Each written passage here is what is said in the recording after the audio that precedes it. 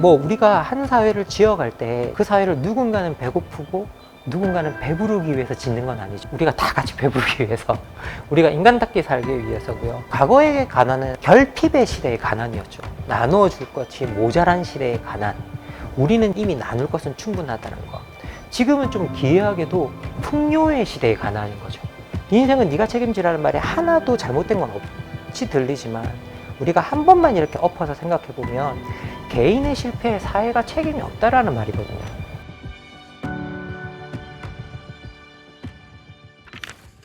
저는 코로나 시대에 몇 가지 관건이 있었다고 생각합니다. 코로나 시대의 가장 큰 미덕이 사회적 거리두기였습니다. 우리가 사람을 거리를 두는 게 서로를 보살피는, 이게 그냥 2개월이도 아니고 반년도 아니고 1년도 아니고 이게 2년 이상 사실은 지속되었던 상황입니다. 사람들의 가치관도 바꿀 수 있다라는 생각이 좀 들고요. 실제 이 시기를 지나면서 우리 사회에 강조되었던 가장 중요한 분배 논리가 능력이었습니다.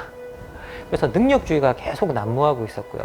각자가 알아서 살아남아야 한다는 그 윤리만 계속 확산시켰기 때문에 능력 없는 자, 그리고 능력이 모자란 자는 사실은 분배해서 소외되어도 문제가 없다라는 거죠.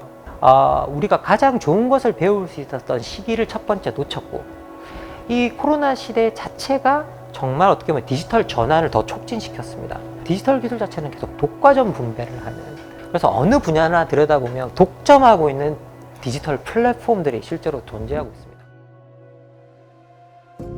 배달과 택배 노동자들은 주문 한 건 한 건마다 운임을 받고 일하는데 임금 체계가 법으로 정해져 있지 않다 보니 목숨을 걸고 일할 수밖에 없다고 호소합니다.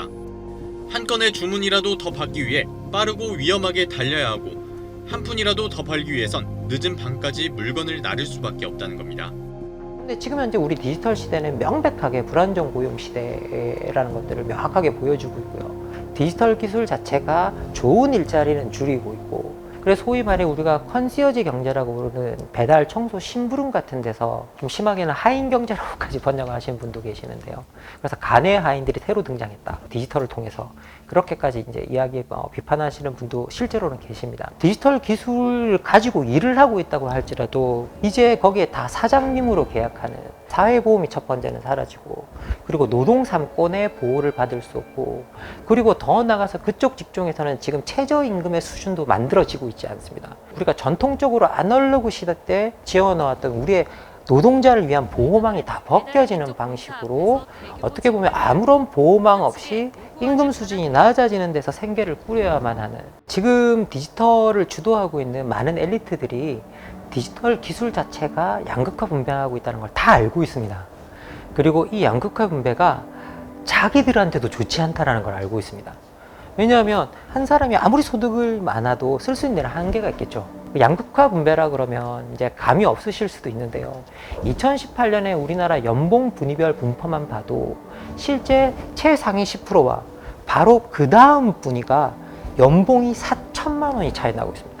그리고 실제로 우리가 중간 연봉만 들여다봐도 한 달에 200만 원을 조금 넘게 버시는 분들이 다 대부분이거든요. 우리가 한 사회를 지어갈 때 그 사회를 누군가는 배고프고 누군가는 배부르기 위해서 짓는 건 아니죠.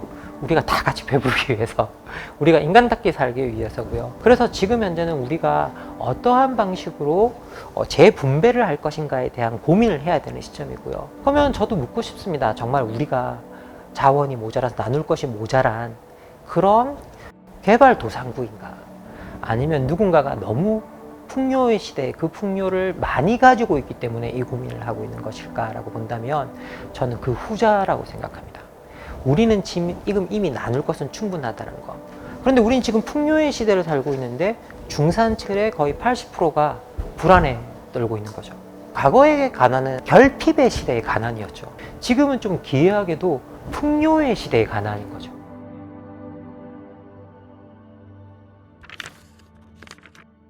저의 눈엔 다 불쌍해 보이긴 하는데요. 지금 대한민국 분들이 이제 너무 다 어렵고 힘들어 보이긴 하는데요. 특히 통계적으로는 확고하게 지금 현재 20, 30대들이 좀 더 어려운 상황에 들어가 있는 건 맞습니다. 왜냐하면 20, 30대들이 최초로 우리나라에서 부모보다 가난해지는 세대, 부모보다 가난해지는 세대가 되는데 인구학적으로는 훨씬 작죠. 전체적으로 소득은 줄어들었는데 부양하기 위해서 뭔가 더 많이 부담을 해야 되는, 지금 이 20대들이 안 그래도 구조적으로 그런데 이게 팬데믹이 닥쳐온 거죠. 경제 위기라든지 그 위기 다음에 구직 시장으로 진입하는 세대들이 상당히 고통을 겪습니다. 실제로 우리 IMF 세대들이 20년 동안 구직 시장에서 상당히 고통을 겪고 왔습니다. 임금이 낮은 곳에서 출발을 많이 했었고 더더욱 어려울 수 있는 상황이 겹쳐버린 거죠. IMF 이후에 이제 우리나라에서는 지구적 시장이라는 게 들어왔고요. 지구적 시장의 윤리가 네 인생은 네가 책임지는 거다. 네 인생은 네가 책임지라는 말에 하나도 잘못된 건 없이 들리지만 우리가 한 번만 이렇게 엎어서 생각해 보면 개인의 실패에 사회가 책임이 없다라는 말이거든요. 각자 도생의 윤리가 되는 거죠. 이걸 지금 우리 청년 세대에서 나오고 있는 공정성 담론에 딱 비춰보면 정확하게 그게 거울처럼 나옵니다. 이웃 간의 연대, 뭐 다른 세대 간의 연대, 아니면 심지어 같은 세대 내의 연대도 없거든요. 내가 알아서 잘 살아남을 테니 그 환경을 보장하라. 이렇게 자기 책임의 윤리가 내면화된 세대가 서양에서는, 미국에서는 밀레니얼 세대였고 유럽에서는 Y세대였는데 그 어려움은 되게 구조적인데도 불구하고 자기 세대의 어려움을 국가에 도와달라고 단 한 번도 호소하지 않았다는 거예요. 지금 현재 저는 우리 사회에도 그런 성향들이 나타나고 있다고 생각하고 있고요. 젊어서 고생은 사산다는 말은 늙어서도 고생하라는 말입니다. 통계적으로는.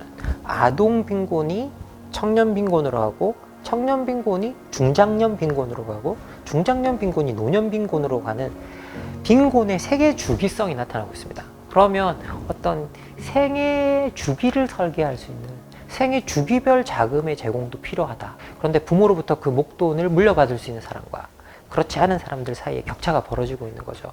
실제로 그것을 물려받지 못하는 사람들은 그런 인생의 설계를 시도조차 못 해보는 경우도 상당히 많거든요. 그래서 사회가 상속을 해주는 제도들도 우리가 고려해 볼 만하다.